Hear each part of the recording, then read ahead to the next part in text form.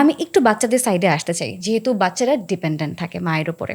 তো বাচ্চাদের ক্ষেত্রে মানসিক স্বাস্থ্য, যদি আমি ফার্স্ট 3 বছরের কথা বলি, যখন সে টোটালি ডিপেন্ডেন্ট, তারপর তো সে 3 বছরের পর আস্তে আস্তে টয়লেট ট্রেনিং এই সেই হতে থাকে, এই সময়টায় তাদের মানসিক স্বাস্থ্য কতটা গুরুত্বপূর্ণ, এবং এই বিষয় নিয়ে কেউ কখনো কথাই বলে না, আই গেস। চমৎকার একটা প্রশ্ন করেছেন Nafisa, thank you so much. যে আপনার এই প্রশ্নের দ্বারা আমাদের যারা অডিয়েন্স আছেন ওনারা উপকৃত হবেন, অন্তত তথ্যটা তাদের কাছে পৌঁছে দিতে পারবো আশা করি। 0 থেকে 5 বছরটা সবচেয়ে ক্রুশাল সময়। এই মুহূর্তেই মানুষ মানে শিশুটা শিখতে শেখে, সে অনুকরণ প্রিয়।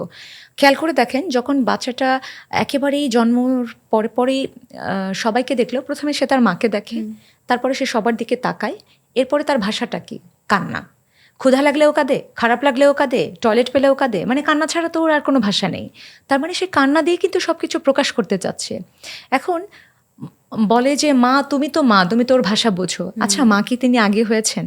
ওটা যদি তার প্রথম চাইল্ড হয়, তার মধ্যে তার এক্সপিরিয়েন্স টাইম যাচ্ছে। সে মা হিসেবেও তো প্রথম। হ্যাঁ, সে মা হিসেবেও তো প্রথম। ওটা তার জন্য একটা এক্সপিরিয়েন্স লাইফ, তাই না?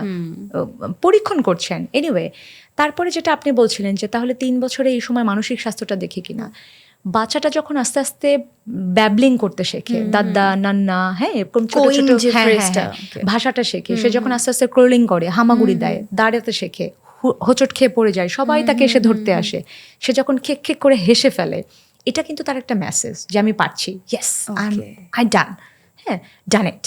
তো সে এটা সেলিব্রেট করে। আবার যখন পড়ে যায়, চট করে যখন মা তাকে জড়িয়ে ধরে, এই হাগটা কিন্তু তার ফিল করে। এক্স্যাক্টলি। এবং সে তো আসলে ডোপামিন, সেরোটোনিন বিষয়টা বোঝে না, কিন্তু তার অক্সিটোসিন লেভেলটা অনেক বেড়ে যায়। এবং এই হাগিং বিষয়টা, এই হ্যান্ডশেকিং, বডি টাচ, হ্যাঁ, কিসিং, এই বাচ্চাদের সাথে এই অ্যাটাচমেন্টগুলো না খুব ভালো কাজ করে, কারণ বাচ্চারা এখানে পজিটিভ মেসেজ পায়। আমরা কি করি, যখন বাচ্চাটা আস্তে আস্তে বড় হতে থাকে, যদি ক্রিটিক্যাল প্যারেন্ট হয়, আমি প্যারেন্টিংয়ের বিশাল টপিক আছে, সেই প্রসঙ্গে যেতে চাই না, সেই প্রসঙ্গে গেলে আসলে আফসোসই লাগবে আমাদের। এটা এত বড় এবং এত গভীর একটা বিষয় যে সারাটা দিন শেষ হয়ে যাবে, তারপর আমাদের টপিক শেষ হবে না। সেটাই। তো যেটা শেষ করছি আর কি, যে ওই যে যখন বাচ্চাটা বড় হচ্ছে, 3 বছর, 4 বছর, 5 বছর, 6 বছরে তার আইডেন্টিক্যাল ফেজ থাকে, সে প্রচুর প্রশ্ন করতে থাকে। 4 থেকে 6 বছরে তার অসংখ্য প্রশ্ন। পাতা কেন সবুজ, চাঁদ কেন উঠলো মা, এটা কেন খাবো মা, এটা কি, নানান প্রশ্ন। এবং বেশিরভাগ প্রশ্ন তার বাবা বা মায়ের কাছে থাকে। ওই মুহূর্তে না বাচ্চাকে ইম্পর্টেন্স দেওয়াটা খুব জরুরি। হয়তো উত্তরটা আপনার জানা নেই বা আপনি বিরক্ত হচ্ছেন, কিন্তু সেই বিরক্তটা তার কাছে দেয়া যাবে না। যদি এমন হয় সে একই প্রশ্ন বারবার করছে, প্রশ্নটাকে ঘুরিয়ে বলেন, আমি তো বুঝতে পারছি না মা, তুমি বলো তো একটু কি হবে। এমনভাবে বলে তার দিকে তাকাবেন যেন আপনি ওয়েট করছেন তার উত্তরটা শোনার জন্য। তখন কি হবে, সে প্রশ্ন করাটা বন্ধ করে দেবে, ব্রেন স্টর্মিং করবে। খেয়াল করে দেখেন, এটা মানে কি, আমি বাচ্চাটাকে প্রশ্ন করা থেকে বিরত রাখতে পারছি, আবার ওর মাইন্ডটা আমি ডাইভার্ট করে দিলাম। এক্স্যাক্টলি। আবার কোনো ক্রিটিক্যাল পরিবেশে যদি সন্তানটা বড় হয়, সেটা হোক 2 বছরের একটা সন্তান, ও যখন দেখছে বাবা মাকে বকা দিচ্ছে, মা বাসা থেকে চলে যাচ্ছে, ভাঙচুর হচ্ছে, চিৎকার চেঁচামেচি, এর ওকে ব্লেমিং গেম খেলছে, আপনার মনে হতেই পারে যে ও 2 বছরের বাচ্চা আর কি বোঝে, আরে বাচ্চা মানুষের আবার এত সাইকোলজি কিসের। এই ট্যাবুটা আমাদের সমাজে আছে, কিন্তু এটা ভুল।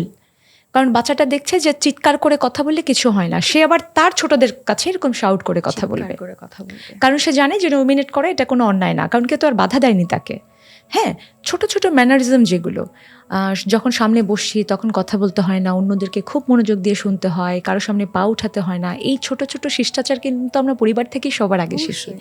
এই শিক্ষণীয় বিষয়গুলো কিন্তু একেবারে ছোট থেকে চর্চা করতে হয়।